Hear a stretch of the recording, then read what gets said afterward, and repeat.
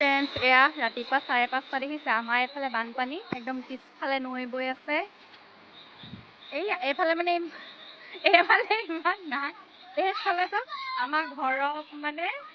এইফালে আমাৰ ঘৰ আছে নাই ঘৰৰ এইফালে আমাৰ মানে গোটেই ভিতৰত পানী সোমাইছে মানে পানী সোমোৱাৰ পিছতহে গম পাইছো একদম গোটেই শোৱাৰ ৰুমলৈকে একদম পানী সোমাই আজৰি এইফালে গোটেই একদম এইফালে কচুবাৰী কচু কি ধুনীয়া ওলাব কচু ভাল পোকে কচু পানী সোমাব তাকে খাই ভাল লাগিব নফল যায় এইখিনি খালে আৰু ৰাস্তা একদম পুৰা আমাৰ বেটা দিছে আৰু চব পথাৰ কি হৈছে এইয়া ডাঙৰ হোলা একদম ৰুইছিলেহে এইডোখৰলৈকে বাৰু নাই এইডোখৰ ওখ মানে যে আমাৰ দলং আছে ন ঘৰৰ ওচৰত এই দলঙৰ একেবাৰে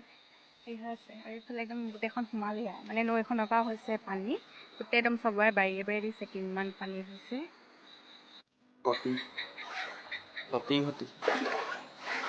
ভিতৰত ৰুব পৰা হৈ গ'ল